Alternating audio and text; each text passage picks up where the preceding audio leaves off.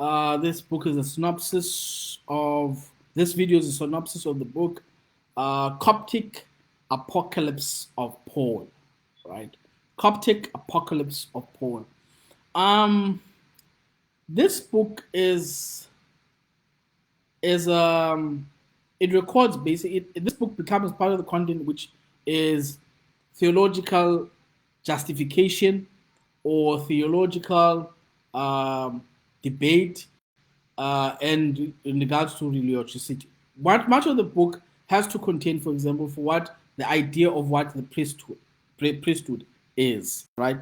You must remember this. This book now comes to argue first that Paul, it views Paul as an exceptional apostle, right? And for us today, you may not understand why. For ourselves today, or rather for the world of Christianity, or just God's children today, um, we are formed like Paul becomes an important part. Much of the even the like much of your Bible right now, the 66 books, the majority of it, the New Testament, is from Paul, right? Paul becomes a significant point because Paul becomes the so to speak, again, I'm using just language you can understand.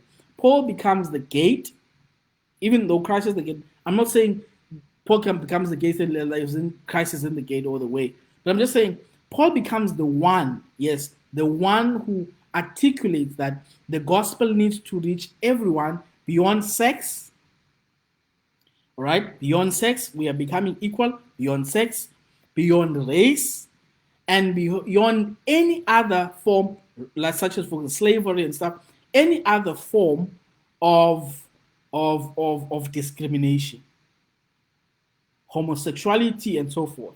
Even though he's not brave enough to. Now, his contention at the time, of course, his main concern was that of the Jews and then the otherness. And the otherness became of race. So everyone else who was not a Hebrew, who was not particularly, even if you were of this melanin skin, but you are not of that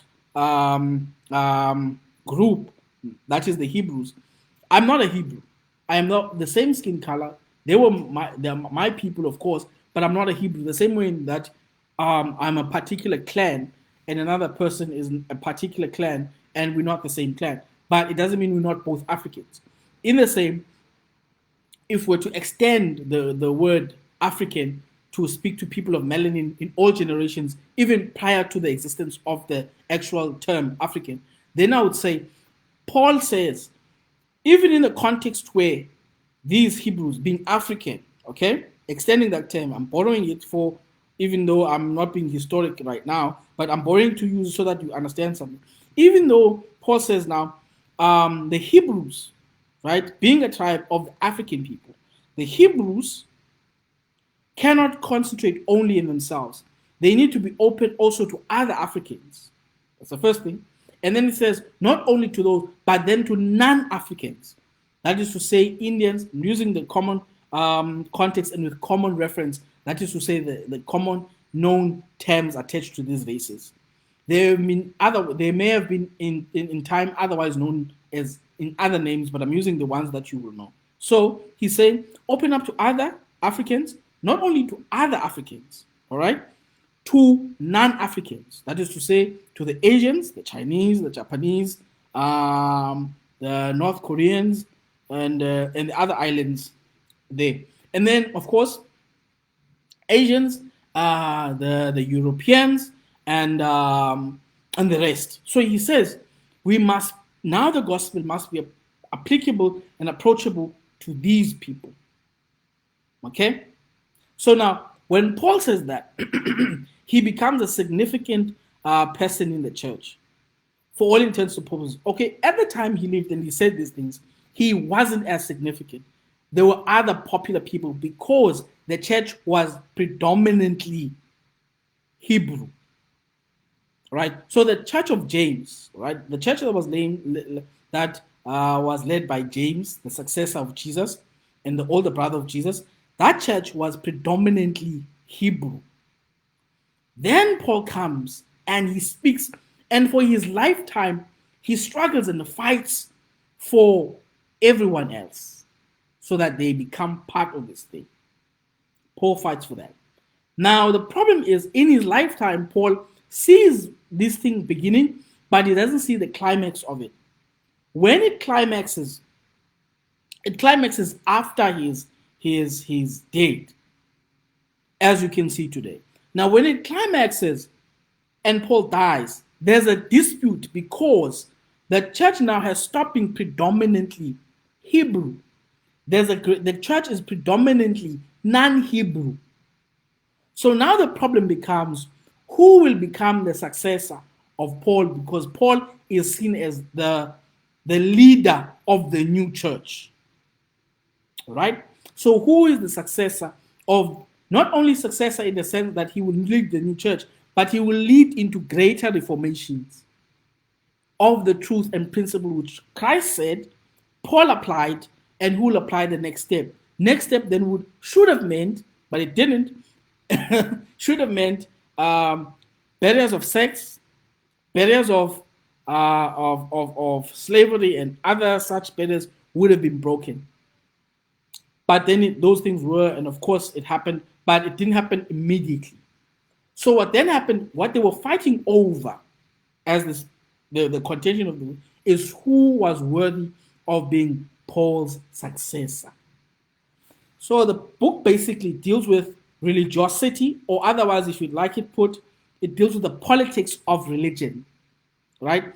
It deals with the politics of religion and the justification thereof. For example, if I said this person must be, the justifications then would have come out of religious context. For example, when you speak in any context where, for example, say it's professional, you'll say this person deserves this job because they have these qualifications. If you speak in a political environment, you'd say this person, this comrade Okada, must be elected because he has shown political he's been with us in the struggle. Basically, you are labeling his qualifications. In the same context, in the religious context, you label the qualifications. This brother is loving. This person is more courteous. He has the wisdom of God, and so forth. So the book then forms a part of treating that kind of environment in which they were basically trying to figure out who's worthy, or what kind of person is worthy of the politics of being the new Paul, as it were. Again, that speaks to that context of the book and what was happening in it. And these things, of course, if you understand, part of the things that you gain, of course, from reading the book is that any issue of succession, or issue in a democratic environment as we have it, any issue of succession always, of course, becomes controversial. I mean, there's justifications here and justifications there. So you see in a religious context, which still happens, of course, but people who don't understand it will think that when these things happen in a religious context, they are fallen and they're wrong, and somehow faith isn't right. The revolutions in a religious context do happen, even when it comes to issues of who will take this and become that, and when God puts this person there. There's always, of course, the human element where we would have our preferences, God ordained or not, said to us by God or not, we are arguing for those things to happen. So there's the human element, the human will, where even when God says to us, I want this person, we are fighting, and then there's other people where they don't think the same thing and we contradict. So that's the human element that's been spoken of in this book. It continues to happen anywhere, in any space, of course, and life, and it's just that now it's spoken of in a religious context. And people who like to spiritualize things, people who like to like the abstract, and they like romantic stuff that isn't practical, will find offense in this book, because it actually is real, and it tells you that you still have the pragmatic stuff you still have to do. I mean, if you're an organization, you still have to elect people. Even when you're not an organization and you are together, we believe in the same thing, we still have to communicate, and we'll still disagree. And how do we manage the disagreements? How do I get to understand that the message you are giving me, which you got from God, is actually from God? When I pray to God and He doesn't tell me that it is, And how do I grapple with that? And when he does, and I hear you, how do we align this message with the things that have been said in the past and stuff like that? So there's always those political and pragmatic situations, the human element, of course, that needs to be spoken of and is real, and it's part of this book. So this book just basically allows us to see part of that. And this, of course, are things that are part of what we call church history, okay? Or rather, church tradition. Church history being part of it. So these are things that are part of church tradition that are important. So the book deals with that. Of course, there is always religious justification. All right, there's always religious. Much as in your business, in profession, like in business, there will be a business justification. Like this is why we made this, and of course, in politics, there will be a political justification for why politically this makes sense, and that, of course, is part of the propaganda. This is our propaganda. We either this or this, so this is finds in line with the rest of our propaganda. So basically, that's it. May Jesus, um, may God help you to find the truth that is left for you in this beautiful, beautiful, pragmatic. Um, they call them. It's not a pragmatic justification. May God bless you. Amen.